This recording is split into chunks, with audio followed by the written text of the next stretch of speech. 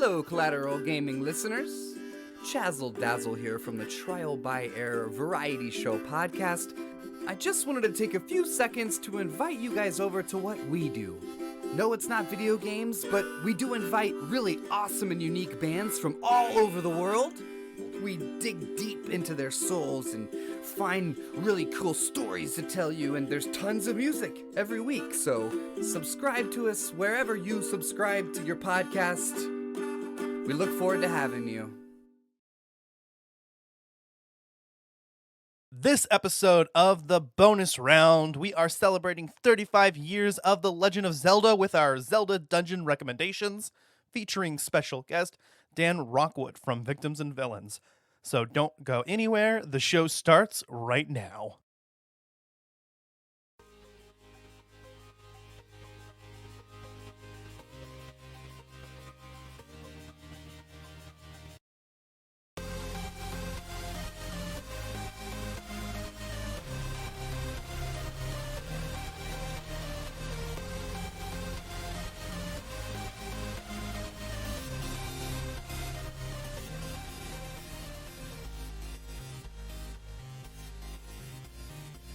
Welcome to Collateral Gaming Bonus Round. I'm Ashley Chancellor. I'm Zachary Guillo. I'm Megan Gomez. And I'm Dan Rockwood. And we are podcasting from a few different places at once. And this is go number 2. Here we go. Number 2. Number two. Number 2. Got my trusty little glass. We recorded a sizable amount, like maybe 20 minutes into this episode, and then my external hard drive decided to disconnect from my computer. So I learned a lesson about saving these files temporarily locally and then moving them over to the external when I'm done. So Thank you, technology. We appreciate you. Technology is a beautiful thing, but that's It's a pain beside in the point ass. because we have some pretty beautiful stuff to talk about today. we do. But we also have a guest with us. Why don't you introduce yourself, my friend? We do. Well, hey, everyone. So I am Dan. I'm over here from the Victims and Villains podcast, which I mostly do movie reviews and stuff over there. But I love games. I especially love Zelda. So I am super happy to be here to talk some cool Zelda dungeons with you all today. Heck yeah, man. It's good to have you. It's good to have more people to talk to about Zelda. It's always fun doing it with Ash or with Megan or both or whatever. But when we have new people come in from outside, it's really a special experience because this just more We people love that we guests. can. Yeah, and we just love games and talking Yes. about it adds to the experience. And it's a really good time to just sit down with fresh and old faces and just shoot the shit. And It's a it's really good so time. good, we get to talk about it twice. Yeah. Yeah, well, You we're all got it. warmed up now, so Yeah. you'll get the best of us. I'm and- not a nervous Nelly anymore, I'll tell you what. But Hi, yeah, Nelly. Dan, Dan, we recorded with him before when we did the Majora's Mask episode on Victims and Villains. Yep. We were recording Yaga? with you and Captain Nostalgia, Megan and I, and that was a lot of fun. We was so much fun. did that shortly before we actually did our Majora's Mask episode. So Dan messaged me recently, and he was like, "Hey, like, are you doing any like Zelda-related episodes?" I was, he was listening to our Ghost of Tsushima episode, right? Mhm. That's right, yeah. Yeah, and I was like, "Hey, man, I've got this perfect thing that we're gonna do like next week," and he was like, "Okay, sign me on." So thanks for being on short notice, man. That is awesome, and I'm excited to get into our Zelda dungeons. Also, you also kind of have a little bit of a writer gig as well, right? That's right. So I am a little background on me. So I went to college for writing and journalism, and I'm fortunately able to do that full time. So my day job, I'm a digital editor in digital marketing, so not game related, but it's still get to write and edit words, which is awesome. But I am over doing as a staff writer, kind of freelancing for TechRaptor.net, and that's relatively new. I'm just a couple months in, but I am doing some fun game reviews and features, and am currently working on some cool Legend of Zelda stuff for their anniversary as well. So there's some good stuff coming down that way as well. Yeah, we didn't even really get a chance to talk about the anniversary yet. Excuse me. I expect we'll talk Dab on about it. it on a future like Collateral Gaming news segment. But obviously, huge news. We watched the Nintendo Direct together, and we Yep. got to see the announcement of Skyward Sword HD. we're gonna have some more to say about that, I think, at a later point. This Yeah. episode, we're gonna probably try to keep that a little bit concise and get into the meat. For those of you who are not aware, we've mentioned this in the last couple episodes. Zach is actually writing for Zelda Dungeon now. Yes, sir. Woohoo! Nice. Thought It's I'd a throw really that good out there again. I feel like I need to brag on my boy. I appreciate the love. I appreciate the love. I know Just y'all are making out me here- want to contact a freaking random gaming website and be like, "Can I write for you?" Well, if I can get Ash on the train, why can't I get Megan on the train? If you want to, if The like, spirit train?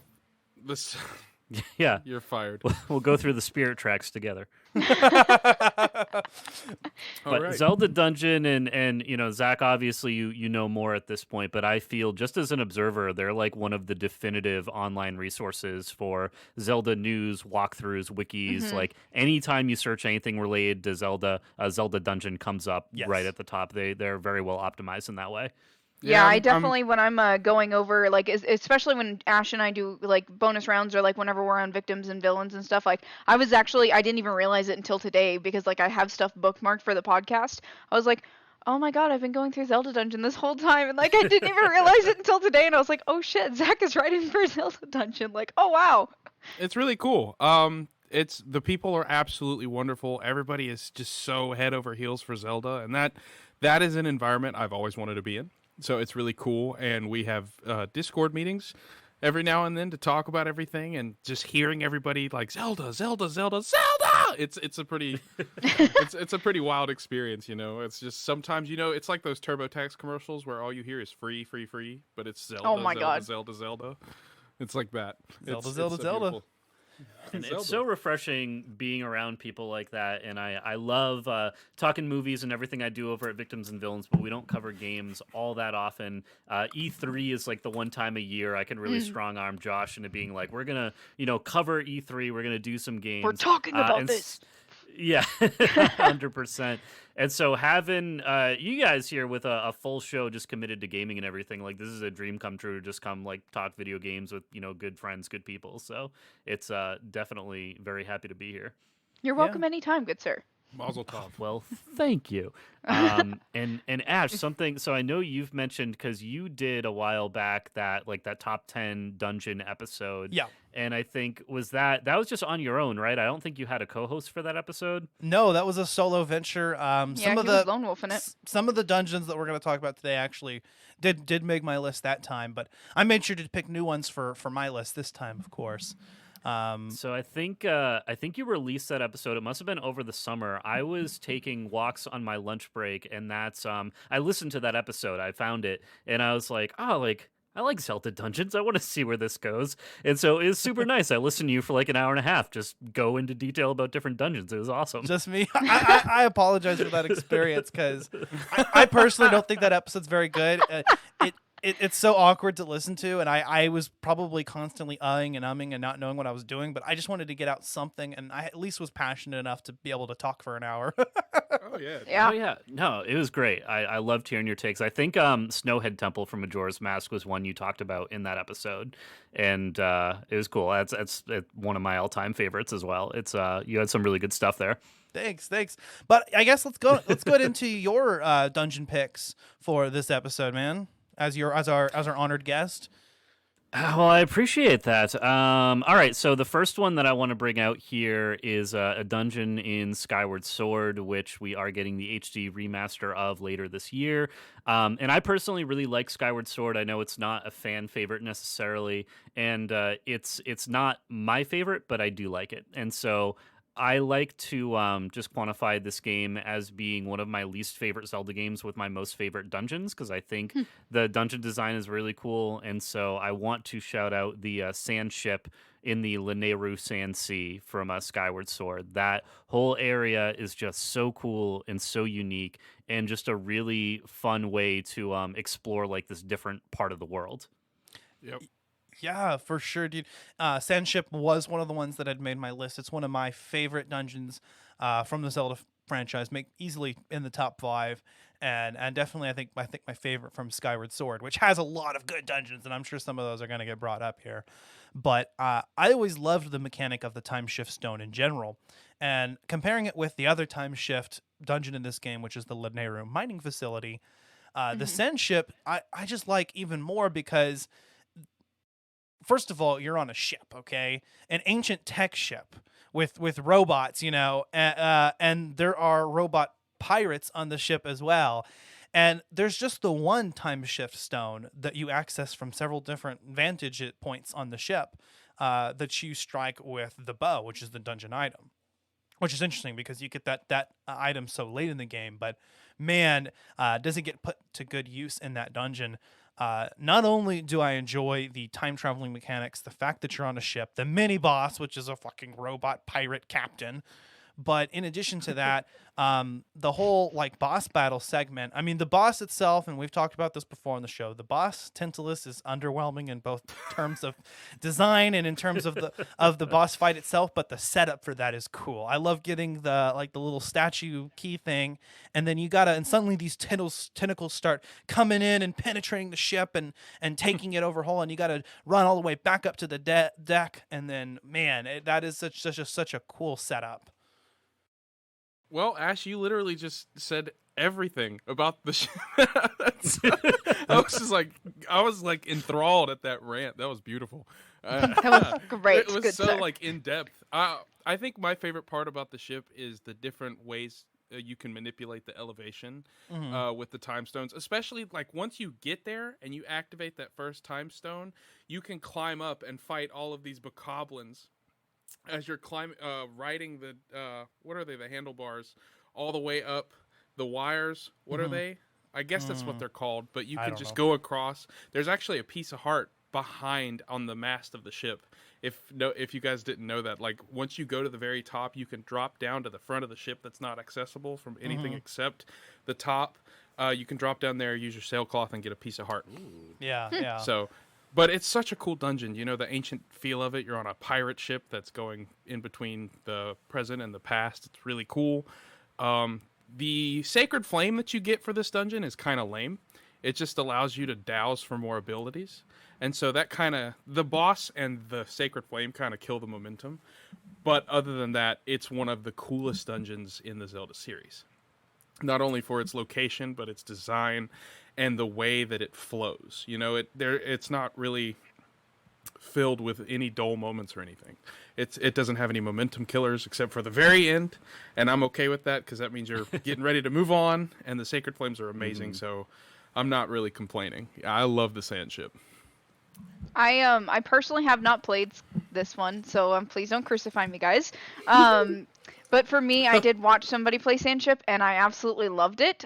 Because it was something different. It wasn't something that I've really seen too much in Zelda, and also the boss fight. It wasn't just oh look, there's a key. Oh look, there's a door. Big open space, creepy music. As a gamer, I know I am fucked. Which I absolutely enjoy. And also I just really liked how you could navigate your way through the ship, and it wasn't just like, okay, like here you can get on the main part of the ship and then like that's it. It's like there's so many different levels, so there's so much that you get to go through. Plus, I mean, like the tentacles were kind of bad now that I'm thinking about it. It was pretty bad. Like I had to think about it for a second, but like it was pretty bad. Yeah, the tentacles were pretty bad now that I think about it. I love it. It's such a cool, just like nautical type level, and I think that's one of the reasons why I loved Wind Waker so much. Just the whole seafaring theme of it. You were able to bring some of those vibes like into Skyward Sword, which was really I was cool. kind of expecting a shanty, but there wasn't one. I was kind of upset, like a Zelda style shanty. That if would you be guys great. really think about it, Skyward Sword, the art style, I swear it derived from the Wind Waker because they wanted to go with a more childish but not super immature display. It's right in between Twilight Princess and Wind Waker. It's like the perfect Yeah, that's what I was combination. gonna say. It kind of reminds me of like Twilight Princess and Wind Waker, like if they were one game, If they like like as made far a as like child art together. and concept. And Breath of the Wild looks like what Wind Waker would have been had games been this advanced back then.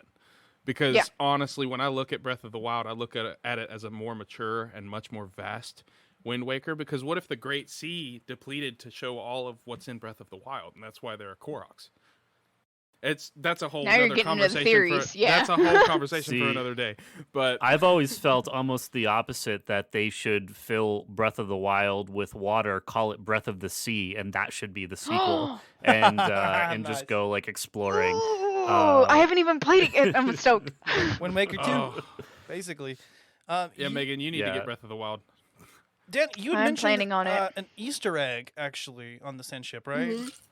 Right, so there's actually a Titanic Easter egg yeah. from the film on this ship. So I can't remember exactly where it's at. It might be the captain's quarters, but there's an area where there are paintings on the wall. And if you look, there is a painting depicting of Zelda characters of the Jack and Rose at the front of the ship with their arms splayed out, that whole moment. And yeah, so I just love so much that is in a Skyward Sword game. And, I mean, guys, this game came out 10 years ago. I have not revisited it since then. So when I'm literally going to take time off work in July when this game is released, and I'm just going to sit down and play it. Like, You sound like I'm me with saving E3, my dude. Hey, Oh yeah, I also take time off for E3 as well. dude, you should be on the episode because I'm thinking we should definitely do a game launch episode whenever the Skyward Sword HD remake comes out. I'm down for that. Would be amazing. Yeah, 'Cause it'll be my first playthrough. I buy most of my games physical, which is fine and that's fun, but I always have to wait until the morning to get them. I almost want to do digital just so right at midnight it's like I can just hit play and get going with it. Well, you've already had the physical too. True, but I should probably just also sleep that night and then just play the entire day. So we'll see. But I do kind of like. It's been a while since I've just like started a game at midnight and then just played it the entire night. That sounds really fun too. Oh my God! What if all of us got together and just all played through the same Zelda game? Just and an see who up got all first? night like slumber party via Yes! Zoom. That'd My be husband great. would stab me, but I'm down. Skyward Sword, actually, I did that. I remember getting it at midnight and playing like all through the night. And getting like all the way to like the Steel Temple and that one playthrough and exhilarating. You have to 100% it. All of us in a group have to 100% the game together, and the first Oh, person no. to finish, and that includes the Hylian Shield boss rush. Oh. Gotta I do haven't That even is played this game one- yet. I already know I'm gonna lose. There are parts that are challenging, and honestly, the motion controls do make it difficult. So I'm curious to see if the buttons will make it more complicated, or if that will make it just much easier. I have no idea Yeah. how it's going to work. Yeah. Well- I mean, I'm curious. Yeah. Well, we could probably spend the rest of the day talking about Skyward Sword. Yeah, we're So- trying to not get into it, but we're excited. So, but Megan, what about you? What's your first pick? Do I have to start off with a bang? Absolutely. Freaking Spirit Temple, Ocarina of Time, inside Yes. the goddess. What? Chef's kiss. That's Great. your pick? Hell yeah! I'm Yeah. so surprised. I'm shocked. I mean, we haven't already talked about it, but I mean, I We're just felt like not being dramatic for crying the at all that podcast we because lost this is the the first first time they're listening to it. So, yeah, especially because like Ocarina of Time, definitely one of my favorite games. It was so, fundamental for me, and I just absolutely loved how intense and scary this one was because it was like you're a kid playing this and it's all spooky and there's like just this dark ambiance and you're inside a freaking goddess. You're also in like basically the homeland of Ganon. You're like, okay, my antagonist here, and I'm in his home inside a goddess. Okay, let's do it. And it's like you're leading up to the final boss fight, so it's like this big climatic rise, and it's like it's all there. Plus, I mean, the music is just 10 out of 10 would recommend. Definitely listen to it while you're studying because you will get any finals done. Promise. I love the part in that temple that it kind of reminds me of in Resident Evil 4. There's that weird room where there's like the giant Salazar statue and you have to move his hands and to get to different levels. Yeah. There's a similar type situation in the Spirit Temple where there's the huge like statue in that room and you have to go up and move like different levels around and try to figure out just how to navigate that space. But the puzzles in that game, that temple, are so cool because a lot of them you use the mirror shield for, and there are a lot of light-based puzzles which you don't really see anywhere else in the game. So that's a really cool, like, unique thing that temple brings. You Yeah, don't it's not really see that useful in afterwards, any but it's great. games. I haven't played another video game where I had a puzzle using light to reflect off of something I've got. Majora's Mask. Majora's Mask, I and mean, also Twilight Princess, the mirror shield, or not the mirror, the big mirror. The mirror. Oh, okay, I know what you're talking about now. I like, can't remember what? the name of it for the life of me right now. My mind just went choo choo. There goes my train of thought. The Mirror of Twilight? I don't Yes, know. thank you. That's F. it. Half the name is in the name of the game, and then that word you just said. Oh man. If someone could just find my last two brain cells rubbing each other around in my brain, that'd be great. Yeah. The Spirit Temple is a wicked dungeon. It's got a very ancient feel to it, and it's a lot of fun to go through knowing that once you beat this dungeon, if you're playing it in the normal order, once you beat this, you'll have all the sages freed, and you can go finally challenge Ganon. But I think the build-up to this dungeon is one of the best in the game because you not only have to do the puzzle of getting through the desert, you have to go through the Gerudo Fortress. I don't know why I just said Gerudo. That's disrespectful. Gerudo? The Gerudo Fortress. And it's just a really cool setting because it's kind of a scary fortress that you have to not be caught in and just free people. It's a really good experience, and I'm excited because I'm about to get to this part of the game. I just beat the Shadow Temple on Ocarina of Time Ooh. 3DS, so I'm really excited to go back through this again and check it all out. Yeah, So, I'm been really years. really glad that you brought up the Spirit Temple. That was another one that was on my top 10 my top 10 list, and again, I think that would likely be my favorite dungeon from Ocarina of Time. Just because it's the only dungeon in the entire game that actually requires you to go into it as both a child and an adult. Yes. And then the puzzles, I think, in that dungeon are just the best out of all of them. I love the light-based puzzles. I love the mirror shield as a dungeon item. And I love the boss, Twinrova. Yes. Yeah, the boss well in that done. game is phenomenal. I just love that it's not just, like this big fat thing sitting in the middle of the room and it's just you have to roll around it. Kind of like some of the other bosses. It's actually, like, oh, there's two of them. I can't just dodge and roll away from this one. Like, what do I do? Like, it actually challenges you. Especially the the post-fight monologue between the sisters. So they're just arguing.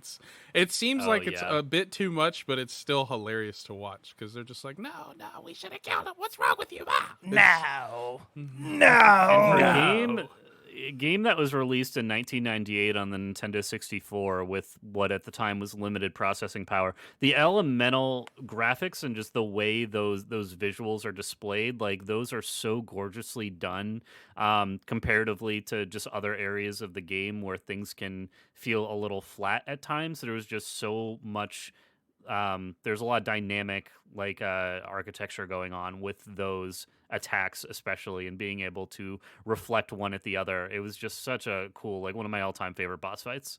Yeah, for sure, dude. I love the mini boss fight as well against the first Iron Knuckle in the game. Not to be confused with Dark Nuts, although they're practically the same thing. Yeah, it's pretty much the same hit thing. me while I'm down, Ash. Mhm. Gosh. I made that mistake. When we were previously recording. I called it a I fucked up one Dark Knight. time. You're not a true Zelda fan. I should have And- that Zelda and dungeon position now. Oh! Hang him. What is Wow. it that what is it that he says in Pirates of the Caribbean? He goes, being hang him. thrown.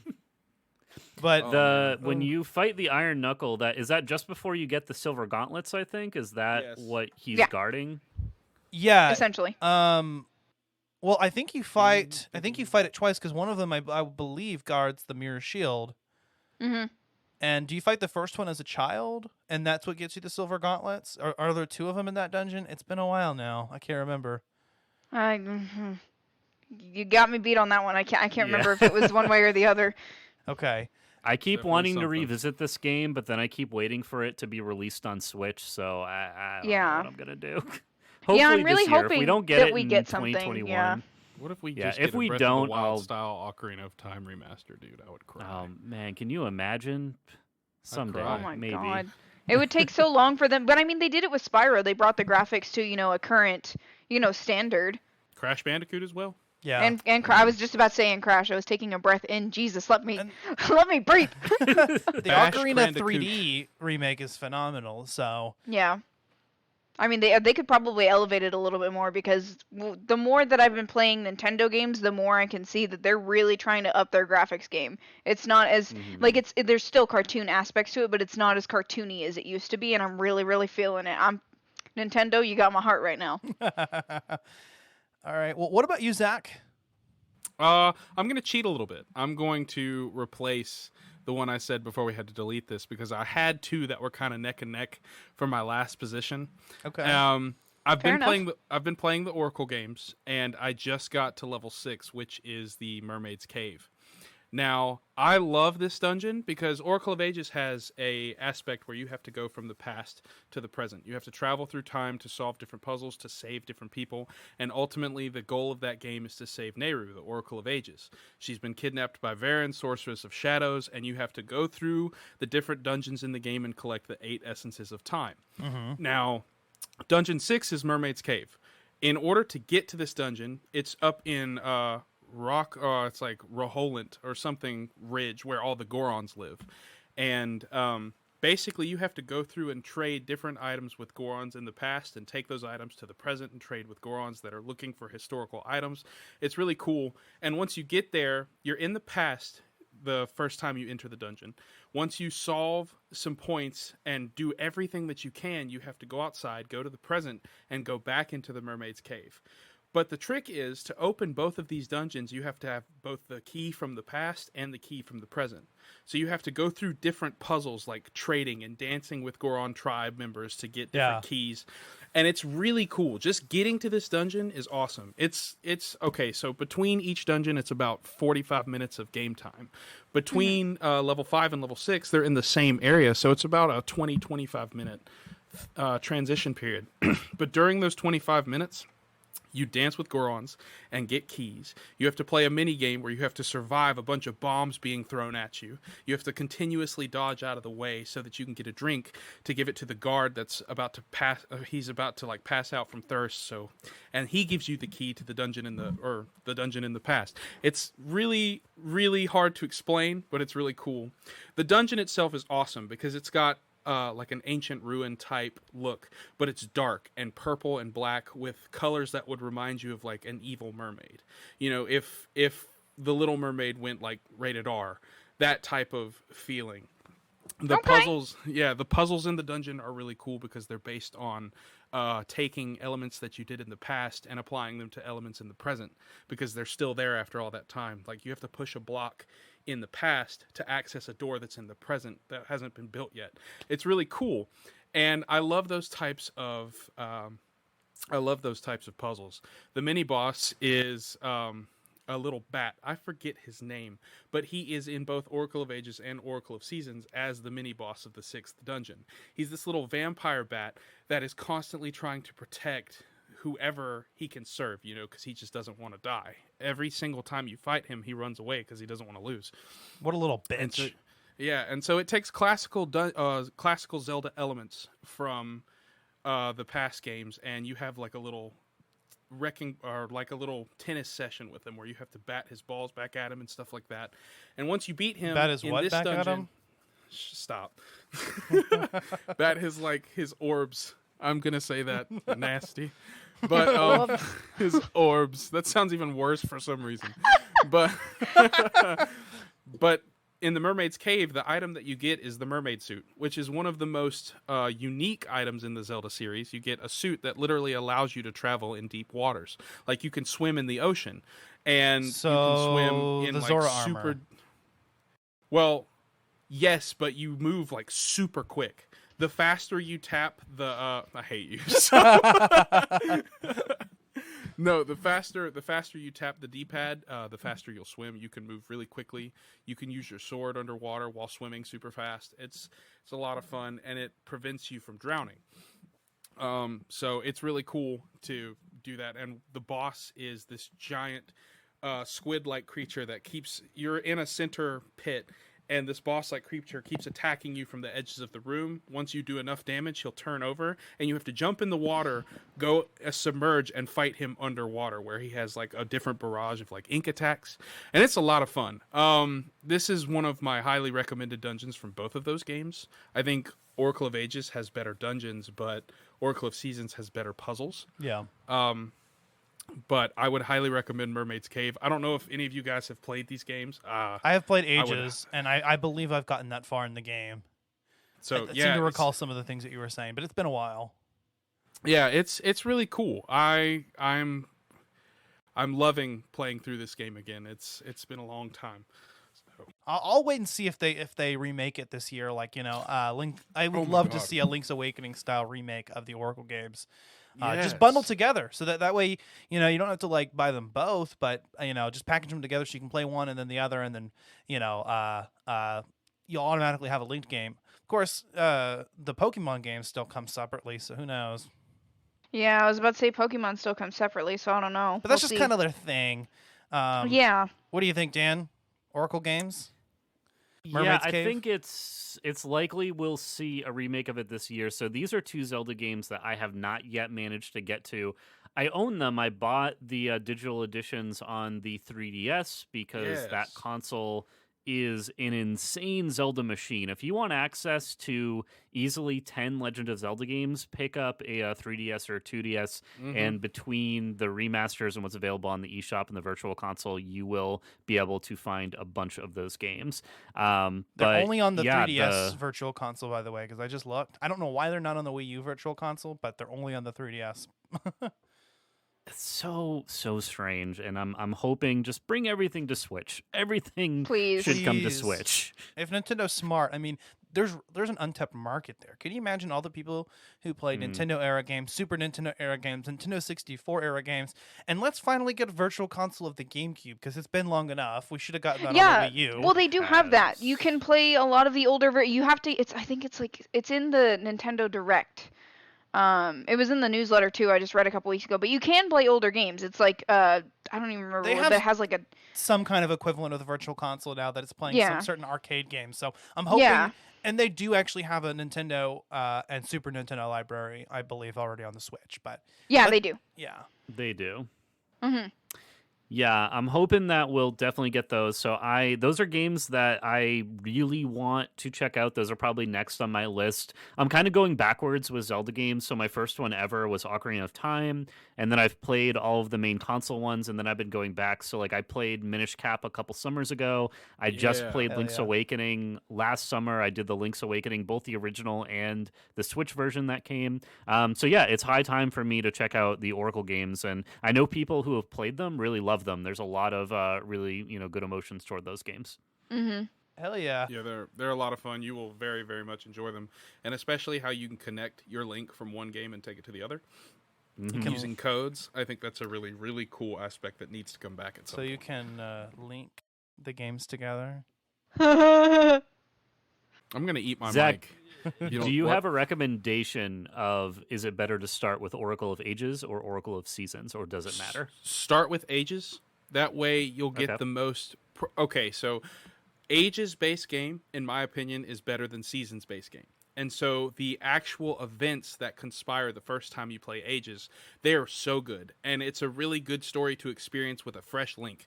And then once you beat Ages, it's going to give you a hero's code, and you take that to Seasons and plug that code into the compiler, and it'll give you a main linked game, which is the Link you played as in Ages, but brought over to Seasons. So you'll start off with 4 hearts instead of 3. And once you go through that, the characters in both of the games, some of them are similar. So you'll run into Impa in both games, and she'll recognize you from your first game.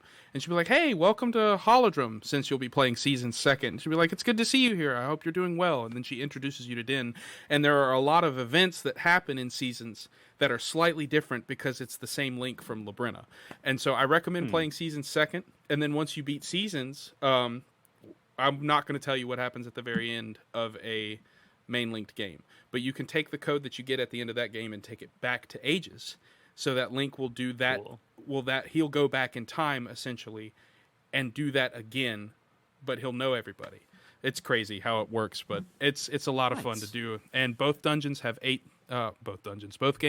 dungeons with 8 essences to collect, and It's really cool. It's got a typical Legend of Zelda style feel, 8 dungeons, and then final boss. So I really hope that if Awesome. they do release them bundled together, which I actually think would be more likely, that there's a strong warning whenever if you've already started one of the games to not start the other game until you finished it, because I know a lot of people are going to be Yeah. tempted to kind of play both at the same time, and they should probably just like plug a warning in there like, hey, if you're starting this game, just be aware that certain features will become available if you've completed the other game first. Yeah. Just something like That's smart. that. Just an aside, it just randomly popped into my mind. But I guess I'm going to go ahead and go into my Nope, first pick. you're not allowed to.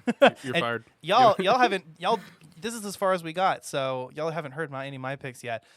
Most of my picks, or actually all my picks, are from mainstream console games. I just, when I was thinking about it, I really wanted to come back to some of these. These are some of the ones I think I wanted to incorporate in my original like top 10 list, and I just didn't get a chance to due to lack of numbers. But I'm gonna start with The Wind Waker because it was my very first Zelda game, I knew it. and I'm gonna bring up Tower of the Gods because Oh boy, that's It a is- big one. Okay. it is one of the dungeons that I went back and I thought maybe I should have had this instead of what I picked, because I remember I talked about Forsaken Fortress just because I That's a love good the one whole too, though. Oh yeah. I love the whole stealth aspect the first time you come around, and then I like the fact that you come back to it and actually complete it. But thinking back cool. now, Tower of the Gods is such an enjoyable dungeon because it's kind of a two-phase dungeon. The original part of the dungeon, of course, you are sailing around and you're getting to use the King of Red Lions for a good portion of that, and going back and forth and having to deal with different water levels. And again, it's a water dungeon that's actually pretty good, but only because it's not really a water dungeon just for like the first like third of it, and then or first half of it, however you want to look at it. But after that, of course, then you start the main part of the dungeon, at which case the item is the hero's bow. And I really love what you get to do with the command melody, getting to control statues, if not for, of course, the tedious aspect of having to play the song over and over and over again. Even in the HD version, they didn't really come up with a fix for that. But I did like the whole aspect of that. I felt like that particular song was fairly underutilized for most of the game, at least until you get to the Sages section.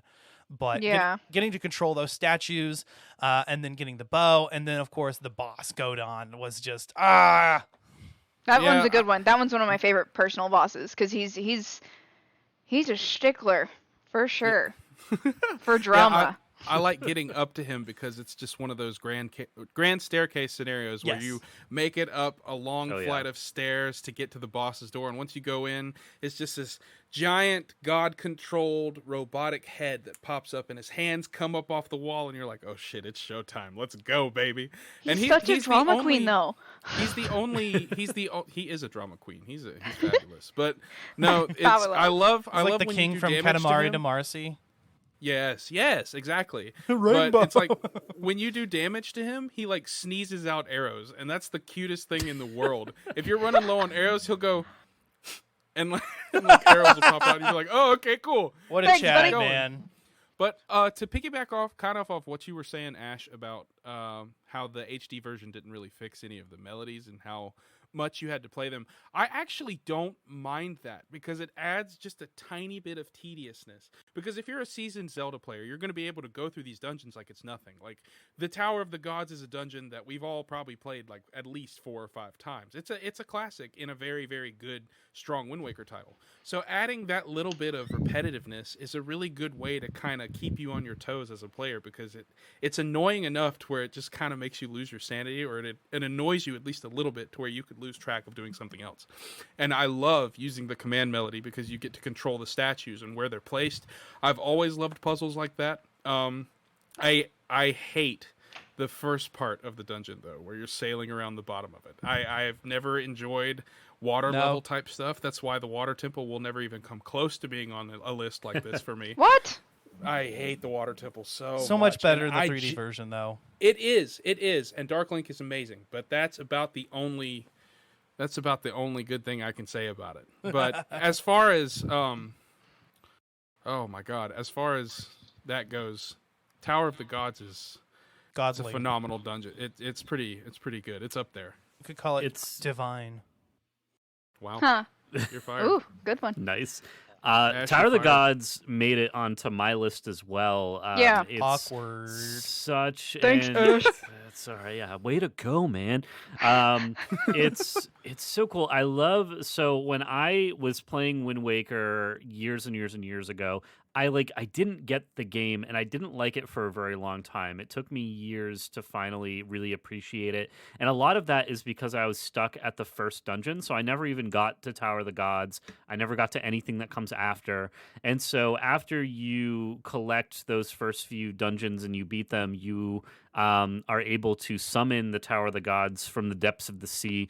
And I just remember sailing up to it. It's so massive, and it's just this dark shape in the distance as you're heading Yes. toward it. It's And then it slowly intimidating. comes into focus. It's so scary. But it's such a cool, unique dungeon, and it's really the catalyst for the rest of the game. And once you beat it, I'll avoid spoilers here, but you basically unlock the story of Hyrule and the Great Yes. Sea and how everything is connected. I love Yes. that part of it so much. That's when the game really starts to pick up and take off for me. Well, that's Yeah, I think me too. right where the mid-story quest change happens in the game. That happens in almost every Zelda game, where well, midway yeah, through the that- story, it's like right after you get the few shadows, or right after Oh, yeah. you collect the Mhm. spiritual Yeah. stones. It's that midpoint of the game where you think that the original quest is kind of over, but then there's a new quest, and that happens right after the Tower of the Gods, or really right after the second visit to Forsaken Fortress, I should say. But go ahead, Yeah, Zach. You look like you were wanting to say something. Yeah, this Pick me, one's pick me. trying to come out so hard. I was trying to hold myself back. I was I gotta say it. But no, I feel like at this point, if you're listening to this, or I'm sure every single one of us have played the Wind Waker multiple times, so I don't think we have to worry too much about spoilers.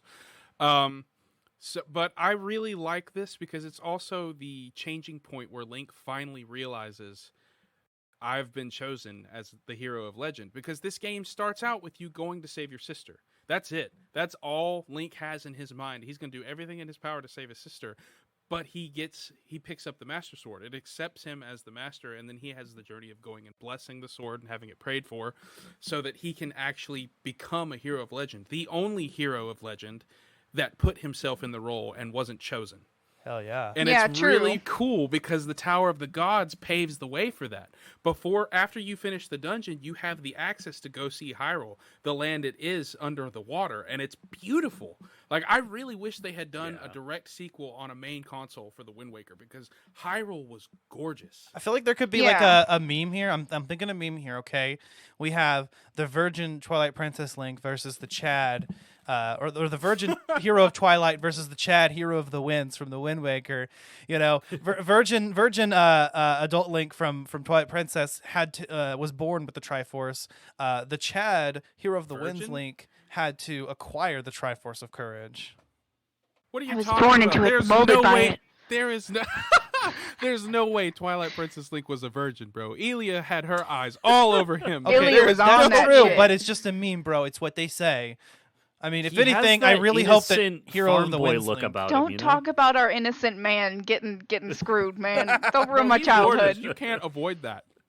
Also, tying back into things that are not ya nasties, the tower is also meant to test the hero's courage. This was almost I don't even know what to compare this to. Kind of like I know it's a random one-off movie, but kind of like the trials for the Dauntless and Divergent. It's one of those kind of things where it tests the hero's courage. It tests, can you do this? Are you able to, live up to this standard? Are you a hero or are you not? Yes, Just and wanted to Hero bring or in are that you a analogy. zero? the whole dungeon is a trial, and the boss Hero to Godon hero.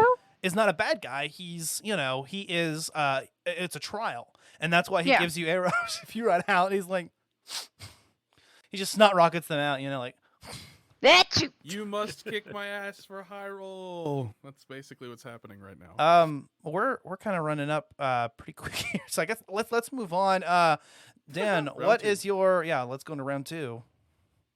Totally. So I am gonna pick a dungeon from A Link Between Worlds on the 3DS, Oh, hell yeah. and I'm gonna select the Dark Palace. Yes. Nice. That is probably my favorite dungeon in that game. I love that game because that was really one of the early points of you can do a dungeon in any order, and you have access to like every item in the game. You have access to it through the shop if you want it, and it was so cool. So I went through that dungeon toward the end of my run through of that game, but it could have been the first dungeon that you do. All depends on what order you want to do them in.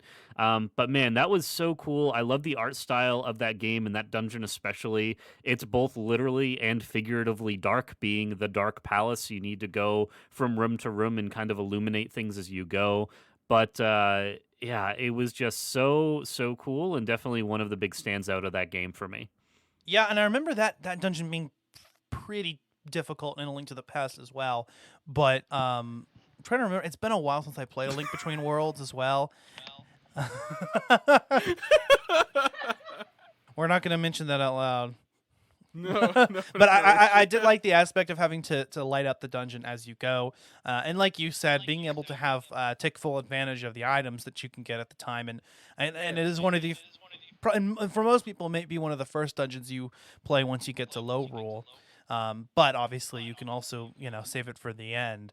And for me, I was actually pretty in Link Between Worlds. I remember I didn't want to leave the items rented, so I pretty much bought items as soon as I could.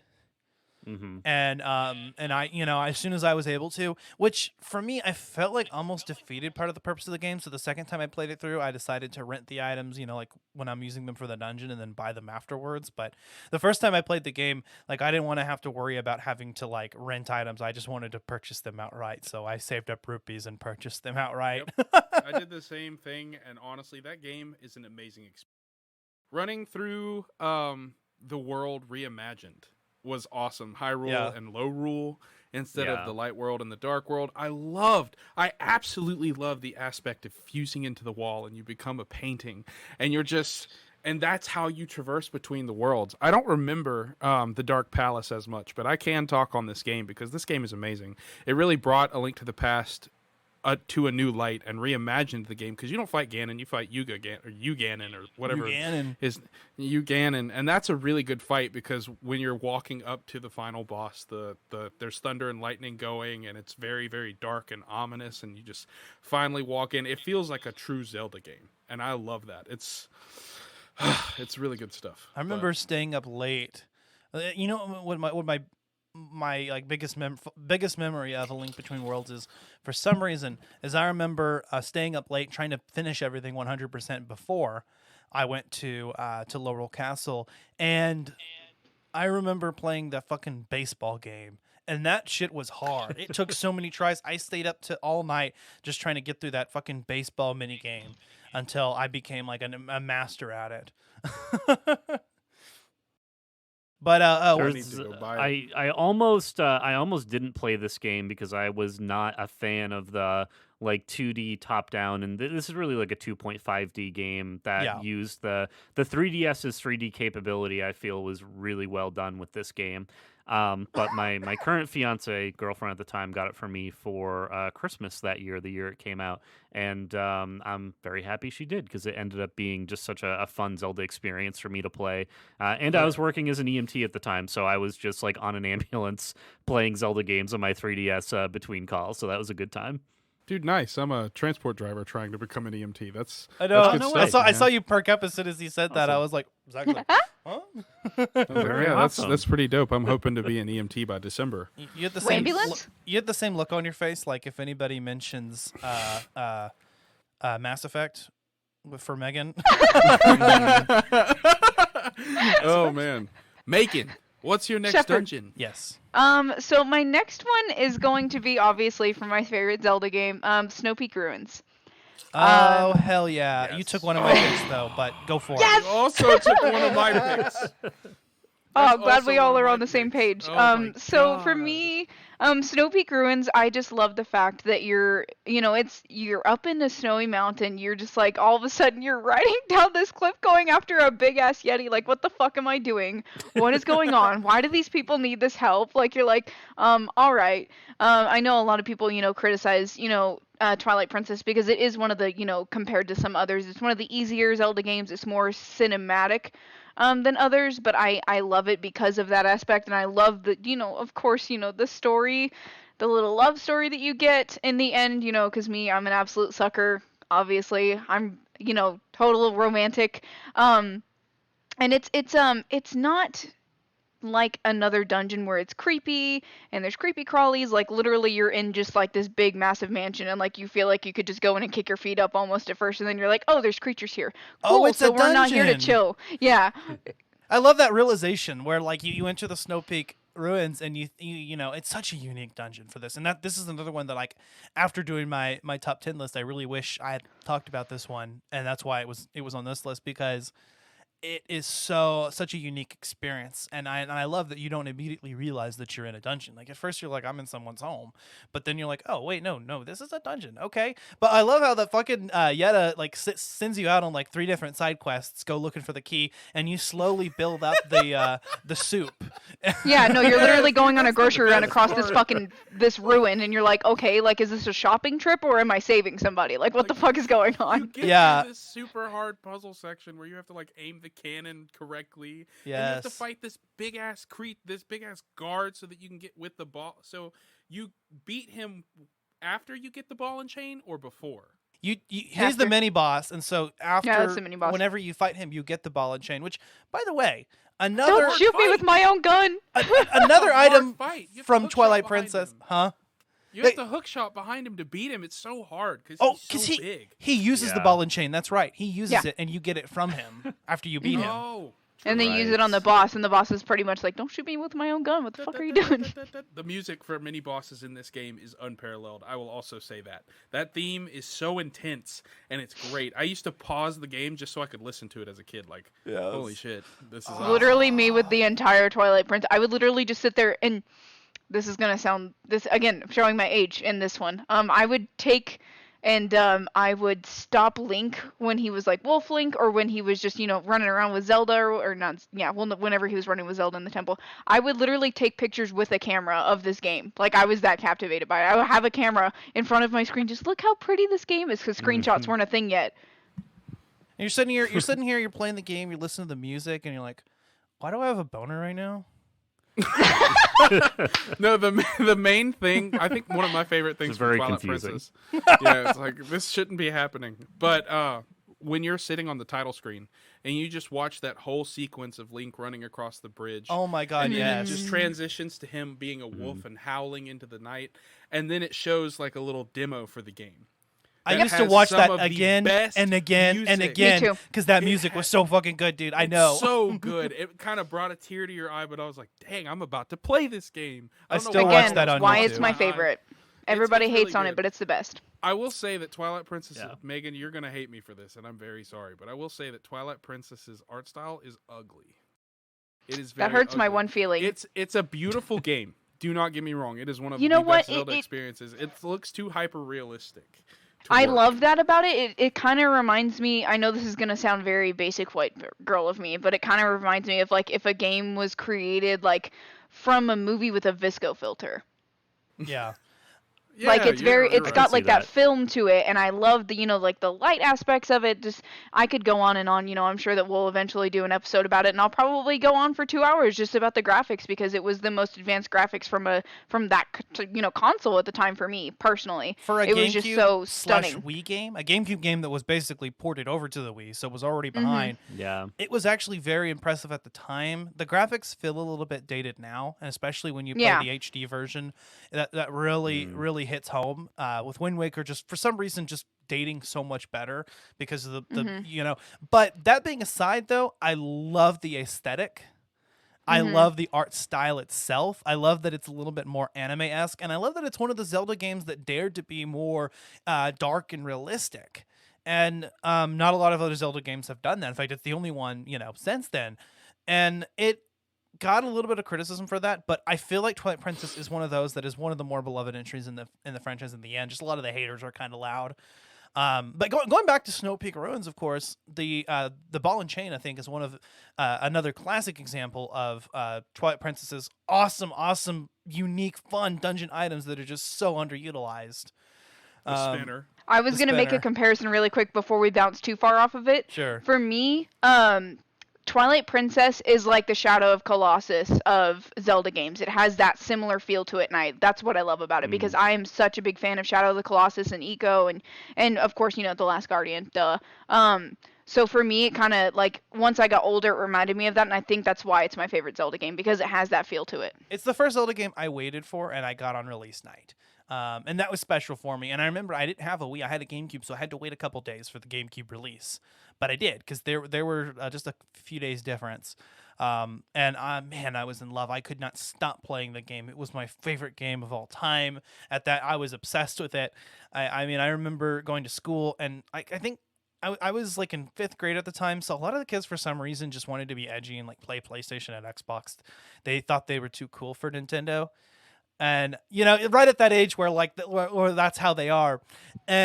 But for me, like, I was just sitting and I'm just enjoying the hell out of Twilight Princess, and I didn't even care about. I was like, Call of what? I don't play that. I play Zelda. Watch yourself. No. At the time, I was one of those like pretentious gamers that thought I was like going dark. I thought I was like too good for shooters or something. But I did until I was 20, my dude. So Yeah. I mean, it's cool. It happens. yeah, it happened. Eventually, Like, you no, come to a I'm a realization storyline only that gamer. yeah. Well, I'm mainly a Right. narrative guy. I mainly like narrative style games, but yeah, I love that you brought out Snow Peak Ruins, because that is one of my favorites, and I love we haven't even talked about the boss, Yetta. The main NPC that you become is Was it Blizzetta? Blizzetta yeah, was her name? Gets Yetta. possessed. Well, Yetta is her name, but when she's possessed by the Dark Mirror, or the Mirror of Twilight, I just made It's Zeta. a Megan flub. Hey. She becomes Blizzetta, and I love the music of that boss battle in particular. It's kind of almost like circusy, and Yeah. With an organ in there? Yes. Yeah. With the organ. Well, I mean, that's also. Yeah, It's so Yeah. good. I love the aspect of having to use the reflection of the ice to beat her too. Yes. Like to watch her different spires of ice as she's coming around, and then when she lands and starts spinning around, you have to use the ball and chain to knock her back, and then she just becomes this giant. Oh no, that's the Zant fight. I'll talk about that here in a minute. I was gonna say that's reused in the Zant fight. That was such a cool Oh my concept that they had to reuse it. bro. And should we transition with this? Well, yeah. I mean, It's about your to be pick Zach's now. turn, anyways. Because my next pick is the Palace of Twilight from Twilight Princess. Oh. Okay. That dungeon Yes. is That's great. fantastic, dude. I love it so much. You finally get to, as Link, explore the Twilight Realm because you have the Master Sword and you're with Midna. The first part is to go into these side corridors and get these orbs. Oh, so that you God. can put them in the middle and bless the Master Sword. That with the terrified me. That It's terrified. terrifying because when you finally get the orb, the Wall Master wakes up and he starts. They're just following running you. after you. It's Oh. so slow and tedious, and Yep. he's just like this, and it does the cutscene every time, just so it can let you know, hey, he's here with you. You better get to stepping. And the puzzles are hard. You have to you have to stand on a ledge to activate a switch while also going around with the ball in hand, so you can't defend yourself while you're carrying it. And he's making then- that funny noise. Hup, hup, hup, hup. Yep, Yeah. just like that. And once you finally put those orbs in the pedestals at the front, all Master Sword cutscenes are beautiful to me. The Master Sword is my favorite weapon / item in the history of Zelda. I Always. love how majestic and grand they make it. And with this one, you put the sword in the pedestal, and it gets blessed with light. And that is so cool because the rest of the dungeon, your sword just has this golden glow to it. Which reminded Yes. me of playing A Link to the Past when you finally get the Master Sword. It's the red Master Sword in The A tempered Link sword. to the Past. The tempered sword in A Link to the Past. But once you get the level 3 sword in A Link Between Worlds, it's the golden sword. And it is beautiful. That sword is gorgeous, and I love that. Plus, the rest of the dungeon, the Palace of Twilight, is you're just ascending these different floors, fighting these shadow demons or whatever they're called, all the way up until you get to Zant.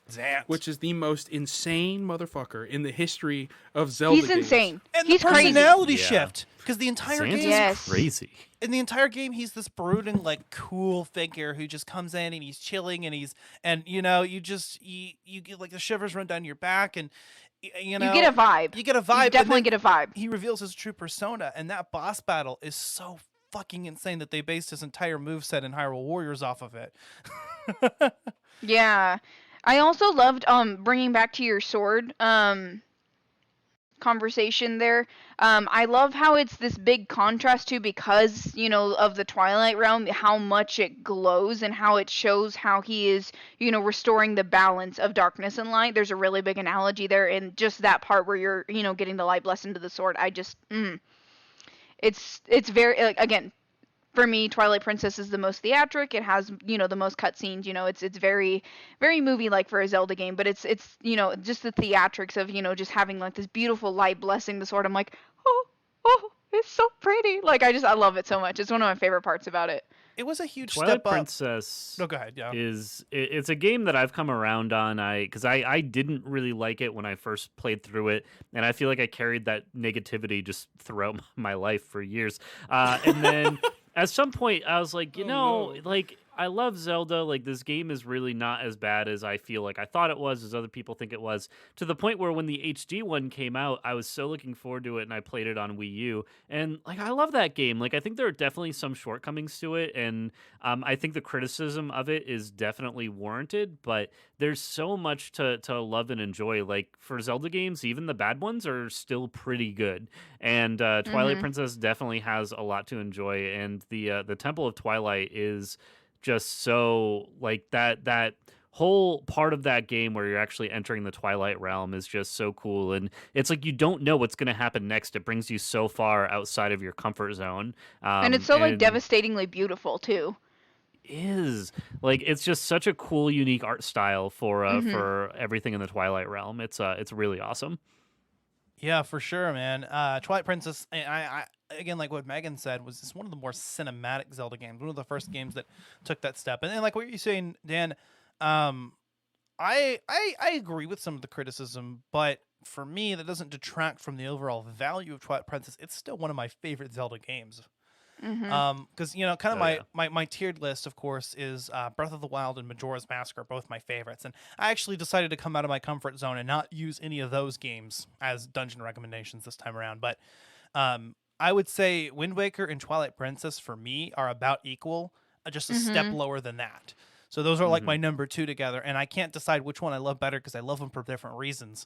And Palace, they're like the yin and yang of GameCube like era games. You know what I mean? Yeah. Like the precursor was Wind Waker, and then you have Twilight Princess, and they're like, it's so two drastically different games for Zelda. So it's like they're kind of the yin and yang of each other. They're that drastically different. But there's something that they both have in common, I believe, which is that they build off of Ocarina of Time, and this is why I hold them in higher regard, because I respect Ocarina of Time as being like the greatest Zelda game. The OG, the greatest Zelda game in the sense of advancement and in the sense of what it brought.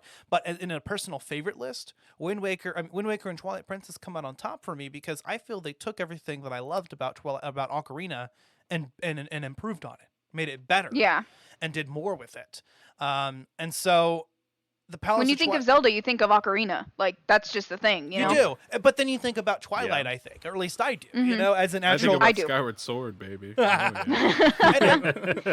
Twilight Princess is a natural... is kind of a natural sequel to Ocarina of Time, or successor, I should say, because Majora's Mask is the sequel, but... it definitely is, the next Ocarina of Time, or that's what it was trying to be. And the Palace of Twilight, I think, is just an awesome... actually kind of new concept, I mean, you kind of get some hints of Shadow Temple in there, but it also is its own thing, and the whole Twilight realm, and in general throughout the game, kind of has this surreal beauty to it.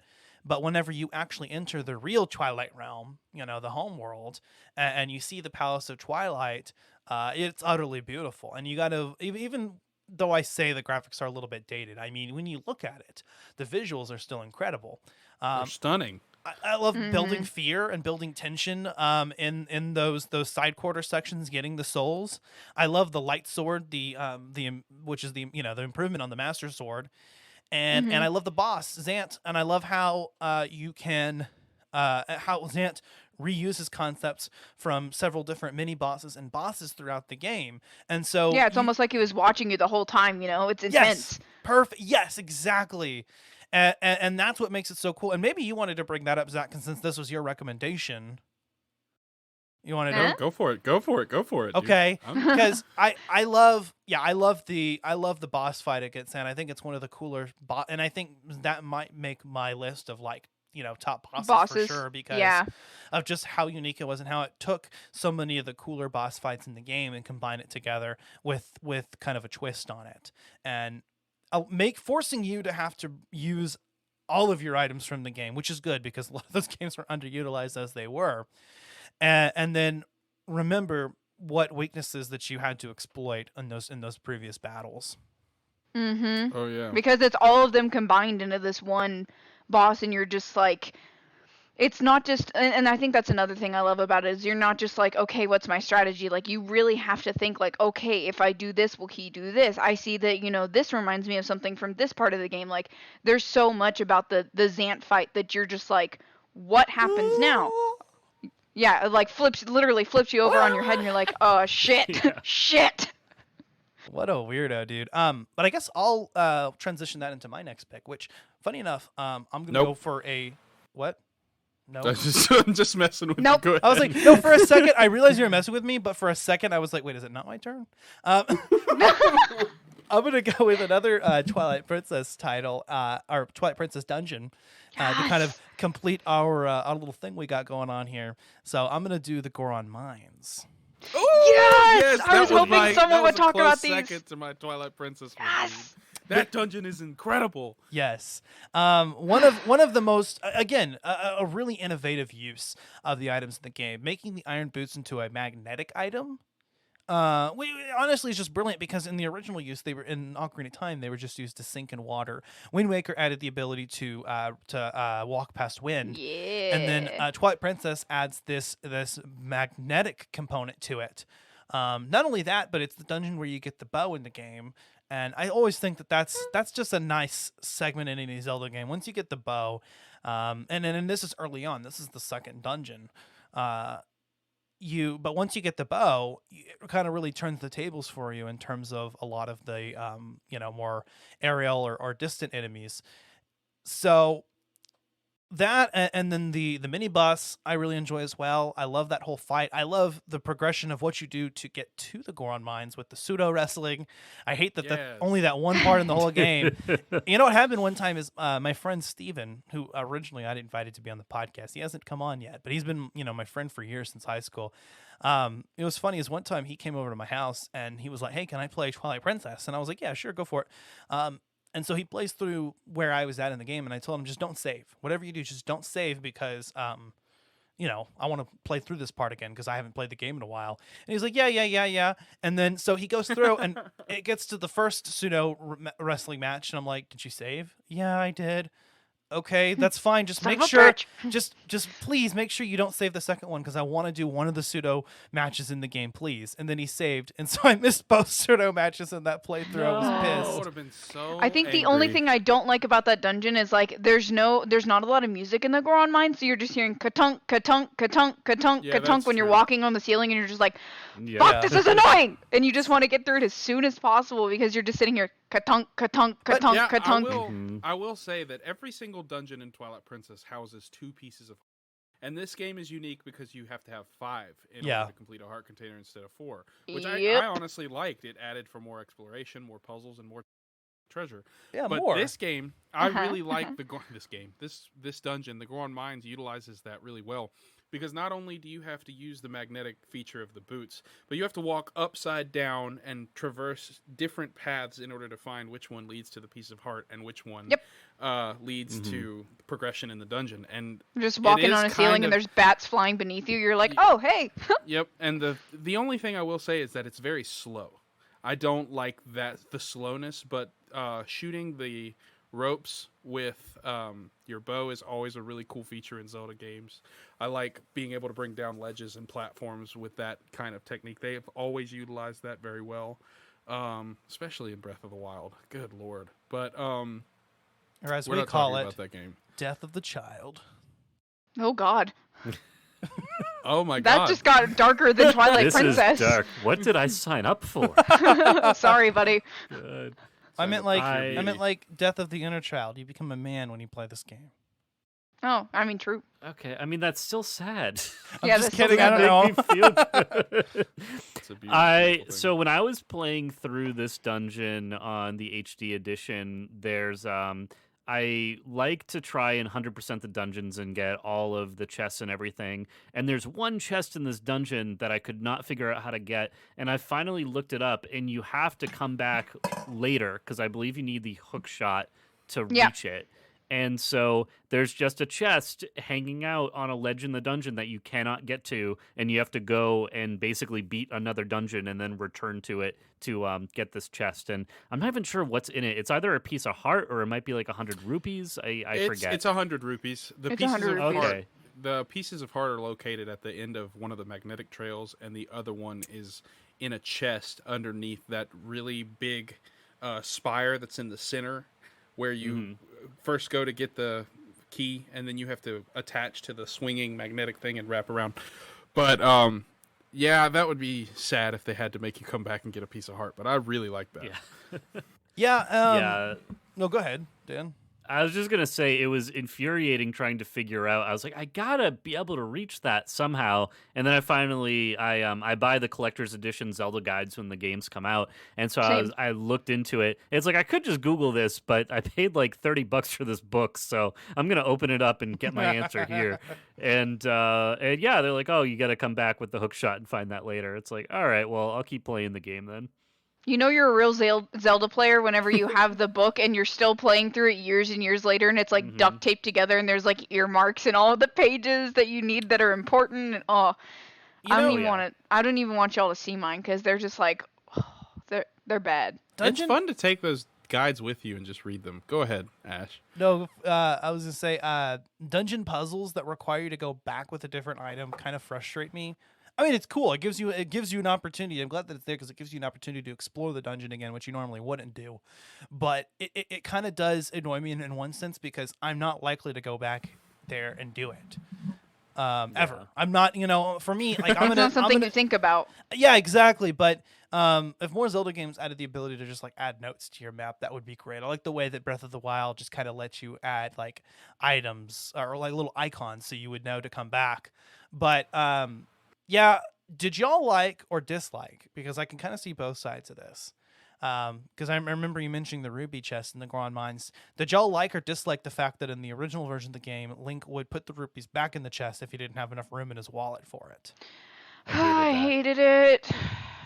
I despise it. Wanting to 100% a dungeon when that happens, it's like, okay, now there's just this chest symbol on my map now that I can't do anything with. Yep. I would intentionally go to a shop and go buy some fucking potion just to go back. Like, I hated it. They took that out in the HD version because I think for the consensus was most people didn't like that.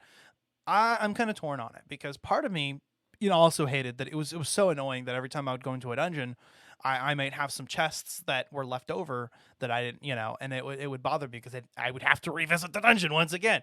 Something I'm not likely to want to do. But then later on, free money. But that's you know where the money is. But that's wasting definitely rupees something is they cool. need to take away from Skyward Sword. Telling you every single time you find an item like a claw or a smaller rupee, like at least it doesn't do it with every rupee like Twilight Princess does. Hey.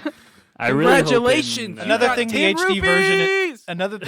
version Five improved on. rupees! Yeah, this is so excited. The game is more excited for you than you are about 5 rupees. I know. So if the Skyward Sword remake would also fix that, please. Game's like, money! Yay! And you're like, okay, yeah. Tell me the fucking first money, time like, I cool, get thanks. it, that's it. Yep. Not the first time I get it when I I reload the agree. game.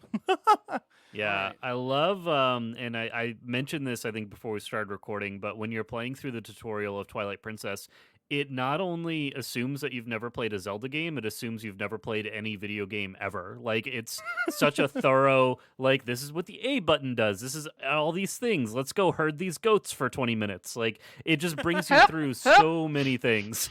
Yeah, I love that though because like if you're gonna start like if I'm recommending a Zelda game, like obviously it's my favorite, so duh, I'm gonna be like Twilight Princess. But if you've never played a Zelda game, it's a great introduction. It is a good starter, actually. I'll It's agree. true. Ocarina of Time is kind of the go-to starter, but for a lot of like modern gamers, it might feel really dated, and the game isn't very big in scope. Yeah. So Twilight Princess is almost a perfect starter. Wind Waker was my first starting Zelda game, but I wouldn't recommend it because it's so different. I understood that when I played it. I knew that this was different than the other Zelda games, even though I hadn't really played them.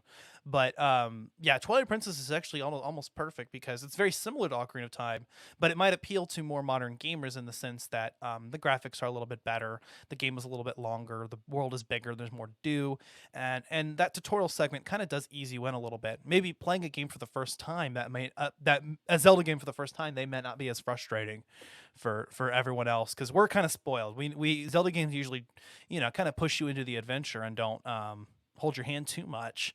Of course, Twilight Princess and Skyward Sword being notable examples of the opposite, but Well, we still have 4 dungeons to get through. we still have 4 dungeons to get through, and we're over an hour, so I guess let's get through it. We're on round All right. 3. My man, Dan. All right. Tell Well, us your plan. I am going to bring us over to Link's Awakening, which I played originally a couple summers ago, and then I played the remake on Switch. And the Catfish's Maw is one of the most memorable dungeons in that game. It's the dungeon where you get the hook shot. It's where you have to fight the Master Stalfos, like from room to room, and there are multiple battles there. And then the boss in that dungeon is a slime eel, in which you need to use the hook shot and try to hit it in the face. I love like the more like water type themed levels. Not water levels. I don't really like those. But just having something around, not quite Water Temple of Ocarina of Time, but having just these cool like elements in here, I thought that was really cool. So the Catfish's Maw was definitely a highlight of that game. That's the one in Martha's Bay that the ghost follows you to, right? Yes. Yes, I believe so. And dude, Link. Oh man, I just snorted. I got so excited. But I went, oh. But no, Link's Awakening, the remake is just breathtaking. It is so good. And Catfish's Maw that's level 6, right? I forget exactly which level it is. I can look up real quick, but I think it's up there. Which instrument do you get? Hey, you're breathtaking. Yeah, You're thanks. too much. Wait, are you talking to me or are you talking to Dan here? 'Cause now Honestly, we're gonna have a Valentine's Day problem. passed, my dude. Wait, ladies, You I don't. can't shoot your shot. Sorry, guys. I'm married, so but Yikes. Damn. I was actually Zach was the one that brought up the word breathtaking. To be fair, You know what? I wasn't even talking about human appearance. You brought the. I had to bring up the Keanu Reeves reference. I'm sorry, it had to happen. You're breathtaking. You're breathtaking. That was one of my favorite E3 moments. Like Yes. that and Giant Enemy Crab, if anyone remembers that. Oh my god. Oh man. Oh, Okay. So Catfish E3 needs to hurry up and get here. So Dan, you.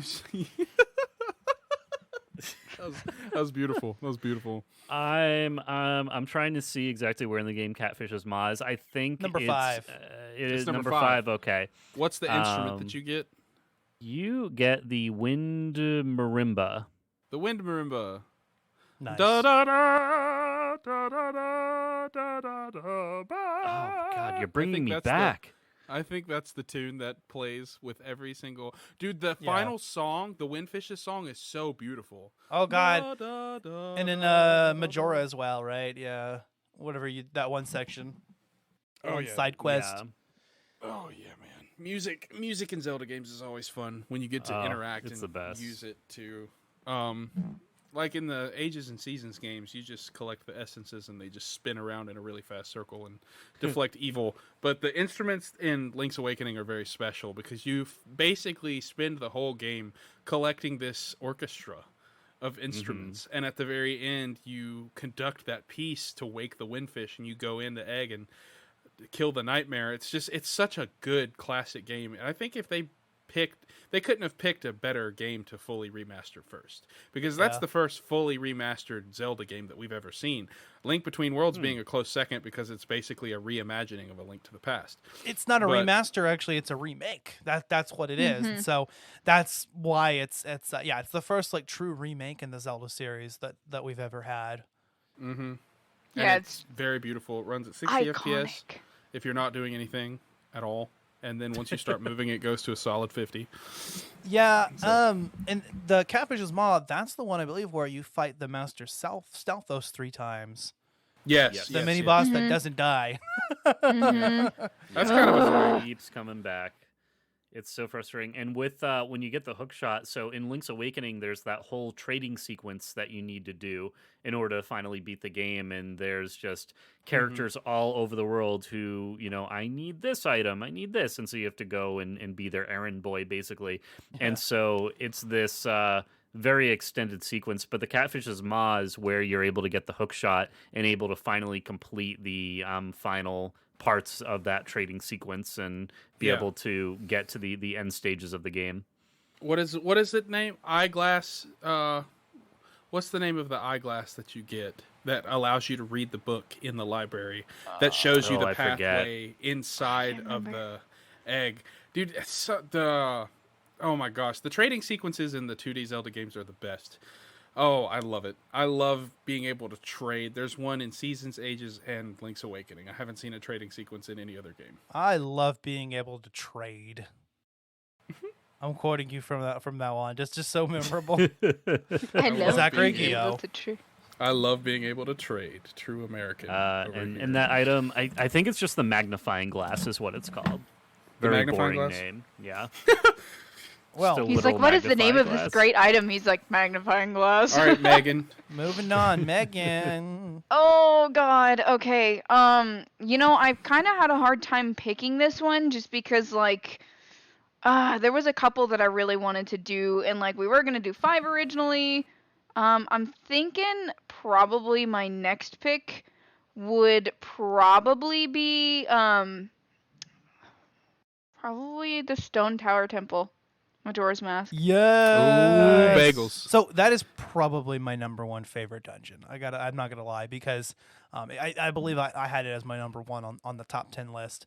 And y'all know Majora's Mask is my favorite Zelda game, along with Breath. But out of the dungeons in Breath of the Wild are in some senses kind of underwhelming. So Stone Tower Temple comes out on top. That's the best dungeon in the best Zelda game. And man, I'm sorry, I'm gonna let you get into it. I'm not gonna take over your thing. No worries. I figured that this would be a pick for a couple of us because we all love Majora's Mask and we've talked about it. This is with the dungeons, of course, this will be the 3rd time. So for me, I just love the fact that the Stone Tower Temple, you get to be all forms, right? So you're traversing through, you have to, switch back and forth.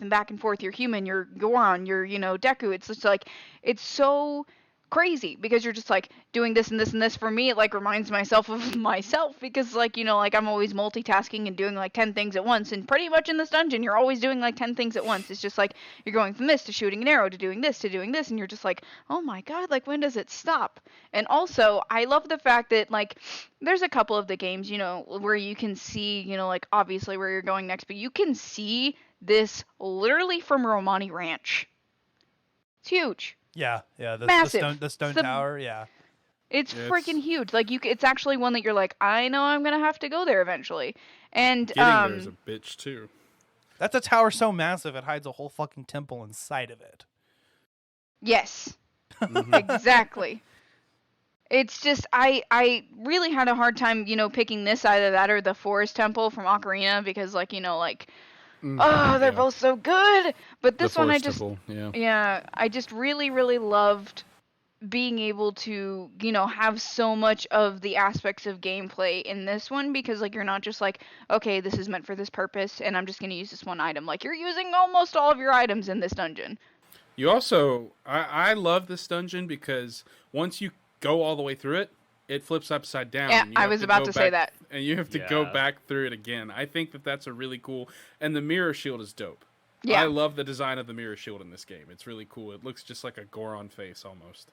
But yeah, I love that this game also, not this game. Dang it, we keep saying game and it's stuck in my head. This dungeon, I love that this dungeon literally turns itself on its head and it's okay, you thought you were done and you're oh man, that was pretty easy, for the hardest freaking game in the Zelda, series, this was not too bad. And then it's and then you're oh, no. And you just get so mad because you're you're joking. I have to go through this whole thing over again, and it's completely different. It's long enough on its own, and then you have a whole half of it upside down. It's one of the harder ones that's to 100% because you have to keep flipping it several times just to get to that point. And plus, you're already Yeah. on a time limit. It's Yes. so hard to 100% this game in general.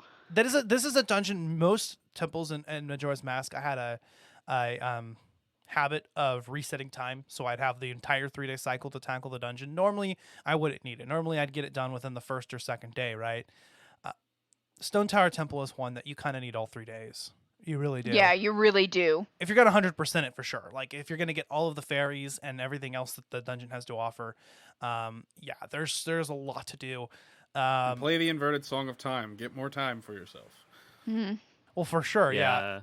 There's no I way. don't know how people do a 3-day challenge with this game, which Ash has I've tried it so many never times. done. I have tried it. It seems impossible. It is impossible in the 3DS version because they changed the speed at which the inverted Song of Time runs, which really pisses me off because there's things I love about it and there's things I hate about it, and we've talked about it before. But the 3-day challenge is particularly difficult. Just that initial part of it. I feel like if I could just get to Romani Ranch before the first night, I'd be okay. But or before during the first day, that's really the struggle. Is you have to get through half of the first dungeon, half of the Woodfall Temple, half of the Snowhead Temple, get the fire arrows, melt the ice, get the powder keg, and then blow up Romani Ranch and get Epona all before the first night, so that you can have Epona to get to the Ikana graveyard on the first night. And that's the only reason you have to do that. Everything else you can do pretty much as you normally would. But just because you have to get so much at once. Yeah, it's just like I haven't managed to do it yet. I haven't managed to get through that first section yet, just because you have to really know your shit. And I know my shit when it comes to I tried it one Majora's time and Mask. cried for 2 hours afterwards because I could not do it. I mean, it's nice having emulator or virtual console save states, I will say. That does make it quite a bit easier, although some may consider that cheating. I understand if you feel that way. But I'm honestly just trying to get through it. I'm trying to get through it. And even then, save states aren't as helpful as you'd like them to be, because if you mess up at all and you lose time, you don't want to save that. You want to kind of go back to a save state before you screwed everything up. So Yep. But yeah, Stone Tower Temple, I love the item, the light arrows. I love the boss twin mold. Definitely better than the original version of the game. Although I do appreciate 3DS version kind of splitting that up and forcing you to use the Giant's Mask was cool. But finding the Giant's Mask as an optional item and beating that boss kind of did make it a little bit cooler. I loved getting that mask. Well, okay, so are we doing the last ones here, Ash? Let's do it. Yeah, God. it's your pick last, Zach. Oh my God, dude, this took me forever to really think about, but then once the dungeon popped into my head, I was like, there's no other choice. And I feel like Ash knows what my choice is, but I'm definitely going to have to go with Skykeep from Skyward Sword. I knew it. That is one of the best dungeons in the Zelda series. I absolutely love it, because not only does it take place in your home village of Skyloft, up in the sky. Once you get that second eye and you put it in the statue, it just turns around slowly and then just fires a little cannonball into the side of that giant rock. And it's so funny because it's just quiet and still for a second after it happens. And you're just watching this whole cutscene and you're like, is that it? And then the Isle of the Goddess starts shaking and the bottom of it just cracks open, and the cinematic is so powerful because the music in that game is unmatched. It's just this giant spiral castle, this upside down castle is coming out of the bottom of the Isle of the Goddess, and it's intense. And it fires out, and that same statue that fired out that little ball fires out these 4 little things. You don't even know what they are, but they have hookshot. They're targets. They have hookshot targets. And you pull yourself to the entrance, and Link closes his eyes. It's so cool. Link closes his eyes and kind of puts the sword to his chest. And then he looks at the staircase, and for the first time in the game, he just sprints straight up the staircase going into the dungeon. Once you get into Skykeep, the music is amazing. It's this instantly ominous harp and like choir vocals that just are so dark and deceptive that just kind of like go. You hear them and you just kind of shiver a little bit because it's kind of eerie. But the whole point of this dungeon is to find the shards of the Triforce, the Triforce of Courage, Power, and Wisdom. And basically, this whole dungeon is one giant puzzle where you have to go to these stations and use what would you call them? Like tablets or something like that. They're these giant podiums that you can literally switch the design of the entire dungeon to make certain rooms line up. Yeah. And that is so phenomenally brilliant to me. And trying to find the most like efficient way to like go through multiple rooms at once. It's ingenious. Yeah. The puzzles are awesome. It includes a different taste of each section that you visited. Like there's a Fair and Woods section that kind of emulates the Ancient Cistern as well as the Skyview Temple. They kind of mold those together.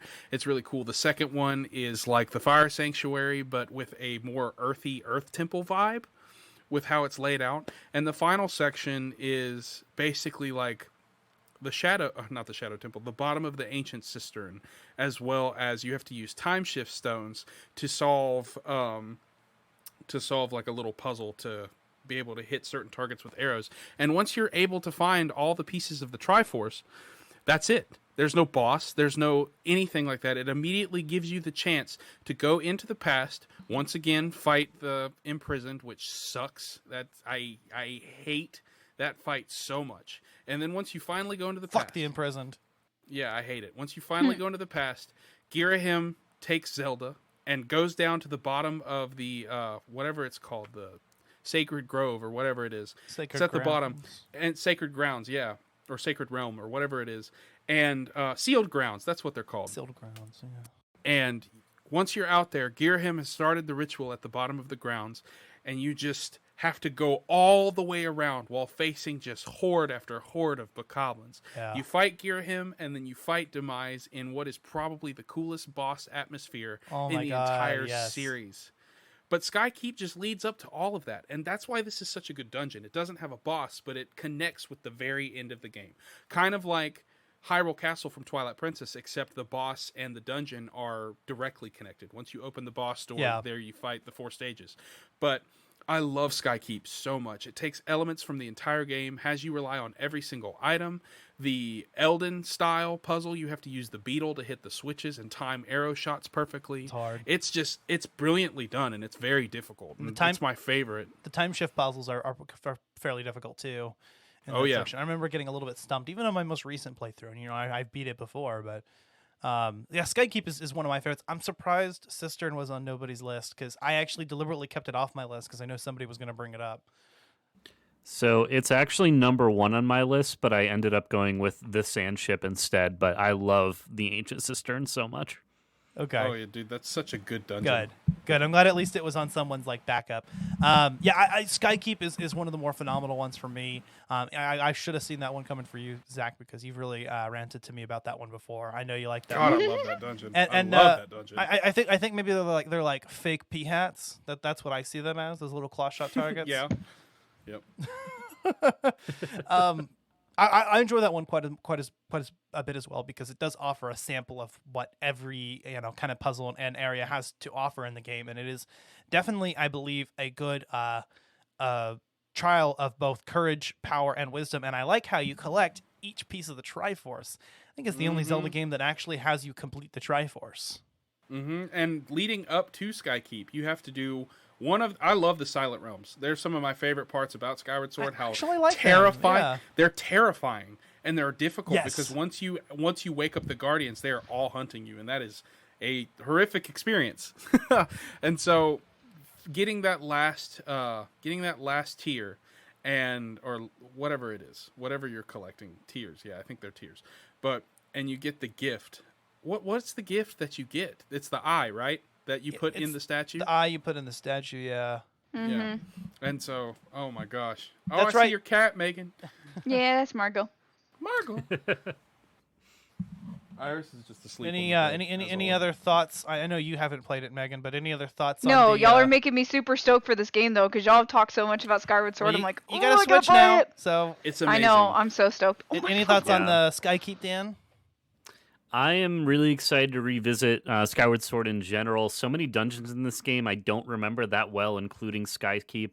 But I love... Skyloft is one of my favorite locations just in any game, and I feel like in a lot of ways it felt similar to Clocktown from Majora's Mask, Not necessarily because it's exactly like that, but just having a centralized hub from where you have like a home base. Like I felt like I hadn't had a home in a Zelda game in a long time. So it felt nice to have a place to return to with familiar people, and there was like actual, people you could talk to and get to know the NPCs more than some of the other Zelda games. I did like that kind of having that hub as Skyloft. I don't like that the game map is so separated, but the fact that you always have Yeah. Skyloft to return to actually it is a really cool aspect of the game that I enjoy. I guess we'll go into our final picks. I guess I'll go ahead and reveal both of them. But my final dungeon recommendation is gonna be the Forest Temple from Ocarina of Time. Yes! If one of y'all had Mine taken too. that, it was going to be the Shadow Temple. So I had kind of both backed up there. Me too. And you took Yeah. my other pick, which is Snow Peak. So that's why I had us all pick 5. And I'll give you guys a chance to at least shout out the ones that y'all had. But Forest Temple for me was going to be my main choice between the two, just because it's got what I love about the Stone Tower Temple, and that you literally turn the entire world upside down. I love that there are certain parts of the dungeon where everything is completely just twisted all around. I love the fact that and they bring this back. I think Arbiter's Grounds was one that could have easily made my list as well. Yes. But we have similar thoughts on this. I think in the same way that I wanted to leave some Skyward for Zach, I wanted to leave some Twilight for you. But Okay. I love that the Forest Temple was they kind of brought that back in the Arbiter's Grounds with the 4 Poes thing.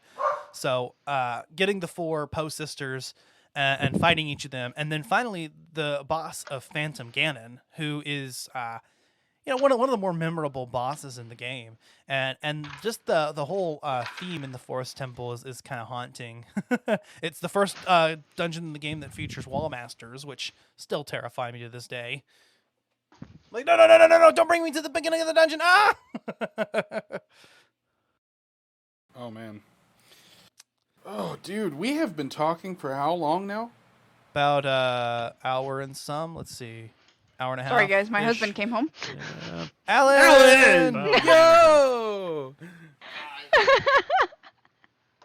There's a lot of cool stuff in the Forest Temple, and there's more. I don't have the specifics to speak to it now, but there's so many like fan articles and YouTube videos about like the origin of the Forest Temple and how it was built, why it was created, and there's so much more stuff into the lore of that is super cool. That I definitely recommend checking out and looking more into.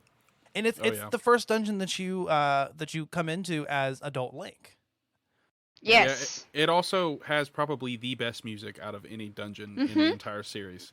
You stole the words out of my mouth. It's so good. Like, the music is something that you can listen to on repeat when you're like just having a chill time, whether you're working on something. But it's sort of haunting, yeah. Oh yeah. Oh yeah. Definitely. It's enough to keep you on your toes and keep you focused on what you're doing. So I'm so excited to do another Ocarina playthrough. It's been too long. Yeah, me too. Yeah, For I need me, to finish this playthrough. I think that's the Zelda game I've probably played through the most amount of times. That in Majora. Twilight Yeah. Princess. What were you gonna I've say, done Megan? I've done Twilight Princess like 15 times. Nice. I will still play through it. I do not care. Your fault. I just there's just so much that I love about the Forest Temple, and I don't even know where to start because like it's like one of the biggest moments because like you go into the game as a child and you go inside the Deku Tree, which is technically your first, kind of like dungeon, and then it's paralleled as an adult in the Forest Temple. And there's so much that I love about it, and it just really kind of, for me, it really brings the game together because you're kind of cut up into all these parts throughout the game, and it just really brings like this, okay, this is the, like the really driving part for you as an adult, where you're getting, this first big temple when you're in your adult self. I know that sounds really weird, but like Ocarina's really weird. Zelda's really weird. It sets the tone for the game because most of the game of Ocarina really is set more in the adult period. It's not really half and half. It's like, like a third and 2/3 maybe. But it really sets the stage for what's going to be the rest of the game and really sets the tone for that whole segment. And only reason I was going to pick Shadow Temple as a possible alternative is because I know that one kind of subverts expectations of what a dungeon should be, because after really Yeah. setting the standard for dungeons throughout Ocarina of Time, that's the one that really kind of throws you for a loop. Like, you don't use the dungeon item to defeat the boss, and some other things like that, and it's just so creepy and weird, and all the spinning traps. But when I really think about In the hands. yeah, Forest Temple was also creepy and just more memorable in some ways. Mm-hmm. It's one of the dungeons that you immediately think of when you think of Ocarina of Time. Yeah, for me, it's the Water Temple and the Forest Temple. Like, that's the two I think of. Like, of course, whenever you think of a Zelda game, you're like, stupid freaking Water Temple. Like, if I had to pick 5 worst dungeons, it would just be all of the Water Temples that I've been through. Like, come on now. But Future episode, top 5 worst or top 5 worst. Does that work? Bottom 5? I don't know. Top 5 worst Zelda dungeons.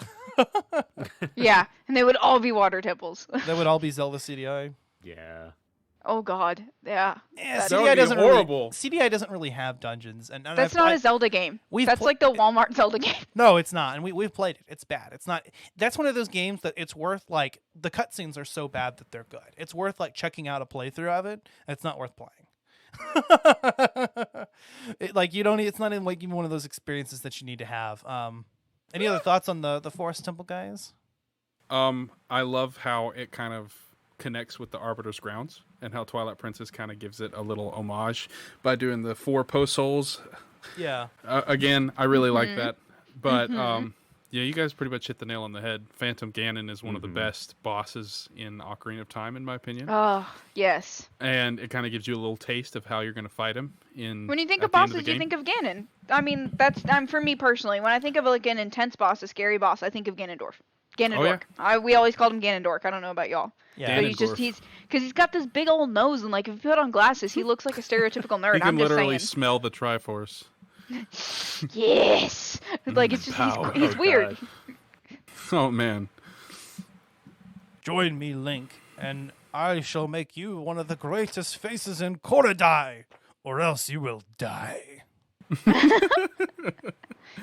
Oh man, we've been rambling, but dungeons are easily one of the best things about the Zelda series. That sense of exploration, finding things, solving puzzles. I really think the Legend of Zelda does it the best with these different segments. Now, I wish that Breath of the Wild had gone more in detail with traditional style dungeons, but the Divine Beasts were very unique and very enjoyable, but they did not make our list for that very reason, because Yeah.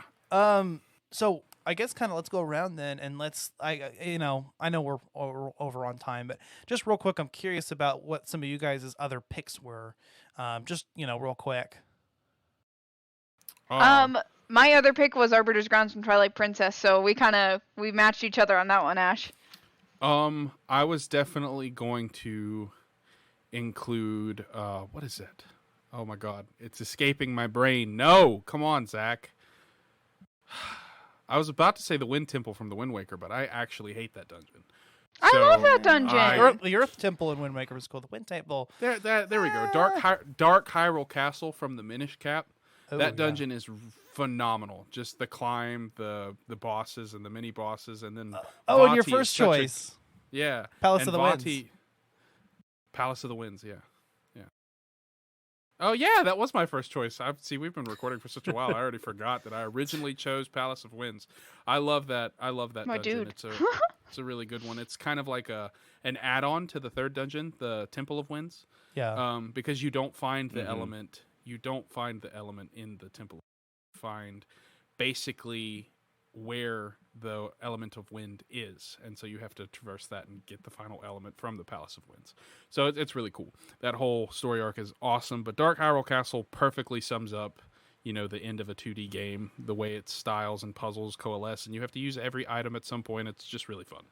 Dan, you said the Ancient Cistern, and what else? Yeah, well, Ancient Cistern, which was the dungeon that taught me what a cistern is, which the definition of that word is just a tank for storing water, especially for supplying taps or a flushing toilet. So not sure, feeling differently about that temple, but no, that was great. The Shadow Temple was another one of mine. Yep. Lot of lore behind that, especially when you look at some of like the torture chamber parts of it. Yeah. Super disturbing. And I love the that like ship, the boat that you get on, and you have to battle as it takes you like The through Ferry the of the afterlife. Dead. Yeah. Yes. And then the last one I had was the Cave of Flames from the Minish Cap. Yes, come on. yeah. Oh, that's a good one. A Yes, lot of it really is. good dungeons in Minish Cap, and that was definitely one of the ones I liked. I've Oh, heard yeah. some of the lore of the Shadow Temple. I'd have to check out the Forest Temple lore that you were talking about earlier. I'll have to check that out because I haven't seen too much of that. Yeah, there's like a half-hour long video on YouTube that a user created a couple of years ago that went around, and it dives really, really deep into theories about the origin of the Forest Temple. It's not Matt Pet though, is it? No, it is not. This is different. All right, guys. Well, I guess that's good for now. Y'all seem kind of burnt out. I mean, y'all are like, you're like zombies. I'm about to hit the 3-hour mark. This is lit. Oh yeah, Yeah. that's true. Yeah. We have been on the call because we had that initial recording session. So, but yeah, I mean, you can find Collateral Gaming wherever you get your podcasts. We are on Apple Podcasts, Spotify, Google Podcasts, Pandora, YouTube, or wherever else. You can also find us on social media. We are on Instagram, Facebook, and Twitter. Try to stay up with those. And we have a Patreon. We have $1 and $5 tiers. Paying any amount of money will give you access to our Let's Play video game commentaries. And we've actually been kind of releasing a few more of those. Finally got a little bit up to date. We have done our very first one was on Fable 3. We did, and that's the only one that's available for free. Everything else you got to pay for, aside from the very first episode of each playthrough. We give you a little taste. So we've got one on Breath of the Wild that's still ongoing. We've done one on Zelda CDI on the Link: The Faces of Evil. I've got one started on Assassin's Creed 2, and then one on Majora's Mask. Oh, nice. Heck yeah, dude. All Yeah. right. Heck yeah. Yeah, it's looking to be a pretty good year for games. It's only March, so we've got a lot of good stuff to hopefully talk about. Hopefully, since we've Yes. dove into Zelda pretty much recently, it's really hopeful that we'll see a lot more Zelda content this year. We can only hope, you know. Please. We- That's what I- this episode coincided with, by the way. Sorry, I didn't mean to cut you yeah. off. But No, you're good. 35th anniversary of Zelda is kind of the reason why I wanted to come back and do like another Zelda bonus round episode. So, Yeah, and I'm sure we'll talk about it more as the year goes on, but it's also the 35th anniversary of Metroid, another title that Ash and I Yes. absolutely love. Yes. Dan, do you like Metroid?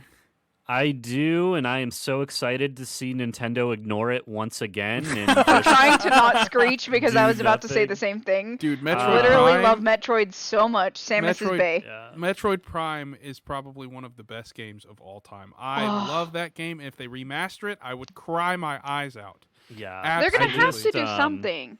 I'm fairly new to Metroid, so I've only played Metroid Prime and Metroid Prime 2 on the Wii U with the Trilogy Collection, and 3 is on my list as well. But no, I love those games. They're super challenging. I can't get through without a guide personally. The puzzles are just like so intrinsic, like on another level compared to Love it. Zelda or other games. Yeah. But no, they're so fun, and I love just the idea of like a sci-fi Nintendo game being set in outer space. Like, that's awesome. it's So kind of like the really so space much fun. Zelda in a lot of ways, is what I It compare really to. is. And I tell people that anyone that loves Zelda, you should play Metroid. And speaking of which, that's our next game that we're doing. Ghost of Tsushima Metroid Part Fusion, 2 baby. should be out by the time this is out, and then we're going to be doing Metroid Fusion as our Yes, next title. nice. Dan, did you want to kind of plug your plug Victims and Villains for us? Yeah, absolutely. So I am primarily over at the Victims and Villains podcast. If you guys want to come check us out over there, we do really anything with pop culture. We cover movies, we cover shows, all through the lens of mental health and promoting awareness of suicide and suicide prevention. So there's a lot of really good work being done with the guys over there. And yeah, we occasionally talk video games too. So definitely keep an eye out on my Twitter at drock6499. I got to really get a better handle with fewer numbers. But apart from that, it's there's a lot of really fun stuff going on over there. Hell Yeah, anytime we're talking about podcasts, I know for definitely Ash and I, whenever we say, if you don't want to listen to us, we always recommend Victims and Villains. We love y'all. I personally listen to y'all's podcast a lot on my way home from work. Well, thank you. Yeah, I try to stay up to date, and if y'all release anything that I'm, that's interesting to me, I definitely like to keep up with that and listen to the perspective. And Captain Nostalgia is fun. Have had a lot of good time recording with him. We've interacted with the Victims and Villains podcast a couple times. Personally, with Collateral Gaming, like I mentioned before, we did that Majora's Mask episode. Dan was on that as well. We did the live stream where we did the awareness-a-thon. Collateral That was Cinema fun. and Collateral Gaming both had an hour segment on Slot. each of those, and Megan joined me for that. Collateral Cinema has interacted with Victims and Villains a couple times as well. Looks like we may be even kind of doing an annual thing where we do our Christmas special together. So, because we've done it for 2 years now. Yeah, I know. and we did our most recent, like, kind of a Christmas crosscast, or holiday crosscast on that. If you don't listen to Collateral Cinema, that is the video or the movie podcast counterpart to Collateral Gaming, our sister podcast, and where we started out from. I'm a host on that as well. I do that with Bo Maddox and Robert Ortegon, and Zach's going to join on with us fairly soon. I know Yes, sir. Zach wanted to hop on one of our episodes, so we'll be doing that soon. Alan's planning on being on an episode eventually. Yeah, for sure, dude. And Dan, He's a big I movie know buff. you're a movie guy too. So if you ever want to be on Collateral Cinema, reach out. You can reach out to me or you can reach out to Bo. Because we're always down to have people on. Please, that'd be awesome. I'm actually, when I get off here, I will be revisiting Man of Steel for the first time for me since it came out. Nice, that's a great one. So, It's so yeah, good. Josh and I will be recording that episode tomorrow and doing our journey to the Snyder cut of Justice League. To the So Snyder cut? we're Yeah. checking out. Ooh, Y'all been posting a lot Nice. about that. Man of Steel for me is actually pretty all right. Batman, love that movie. Batman versus Superman was terrible. I don't know. I mean, but on a real note, how can you not love Henry Cavill? Like, let's just be real. Oh, Henry Cavill's True. great. Henry Cavill is probably the best part about that and Justice He's the League. best Superman.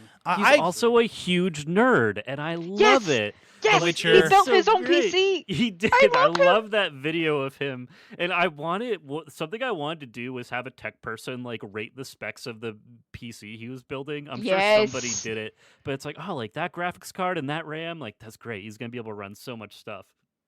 That would be great. He plays Like, honest Overwatch tech in his review. spare Oh time. man. Yeah. Yeah, no, he Oh. does, and he like is obsessed with like the things that he's been on.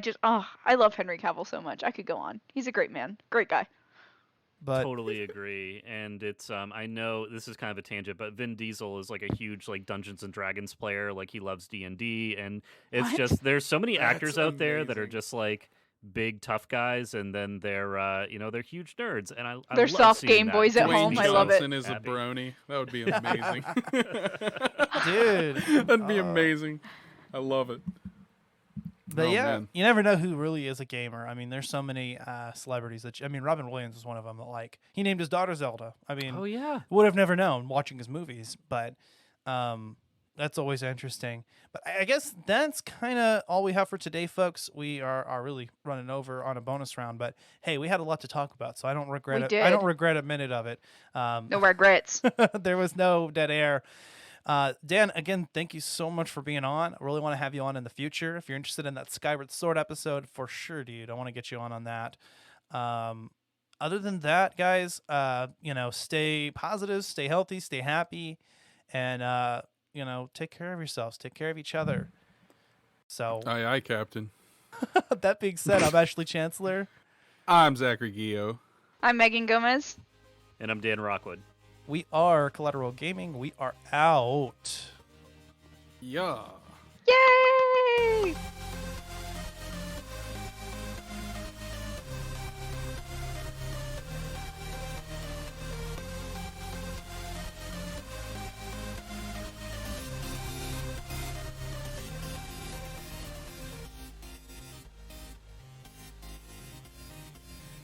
Collateral Gaming is a Collateral Media podcast. All music and game clips are owned by their respective creators and are used for educational purposes only.